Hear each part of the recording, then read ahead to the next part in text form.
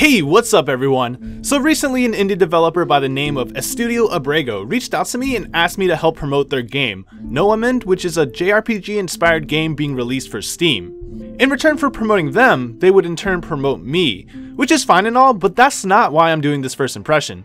Breaking into the game industry is really hard. I mean, look at Disney, a company worth $92 billion, yet they still fail to survive. So I have a lot of respect for indie developers, and I would be more than happy to support them by doing a video on their game. If you guys want to check them out, I'll link their info in the description, so be sure to take a look later if you're interested. They are located in Spain and have a team consisting of about 9 people, which is a really small team.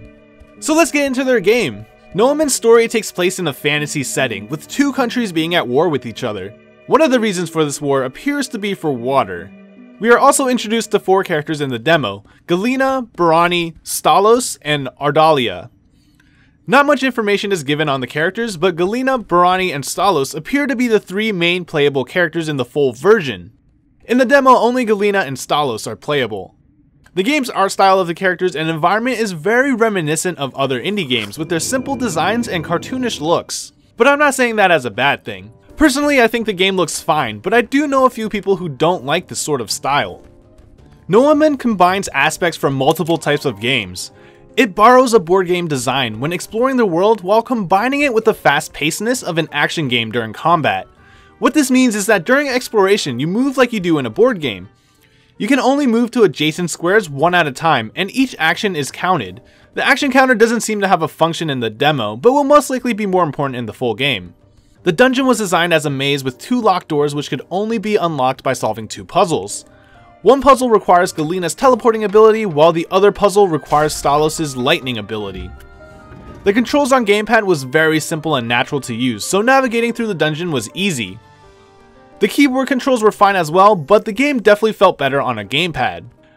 However, the exploration felt a bit weird since the movement isn't one continuous motion, as you move from point to point with a tiny break in between. The dungeons will also contain monsters which are shown as pinkish lights. If you touch them, you will enter battle. During battles, character movement feels similar to exploration. Here we can see the grid is actually visible, and you can only move to adjacent squares. But the battle isn't turn-based, it's real time, which makes the battle fast-paced, but I thought this was a very weird way to implement things. Typically when you have a grid-type battle system, you think strategy, patience, and slow-paced, which Noahmund's battle system is not, for the most part. If they were going to incorporate an action-style battle system, it would make more sense to be open, like the Star Ocean games where the player can move freely, instead of restricting players for no apparent reason. That's not to say the battle system was bad. It was actually pretty enjoyable, although not really one of my top picks. Playable characters each have their own unique skills. Stalos uses a lot of traps and has ranged magic abilities, while Galina supports her allies or attacks her enemies using her synchronization skills. Skills can also be upgraded and their properties changed by getting chess pieces, and there appears to be a limited amount, so 2 characters can't use the same piece.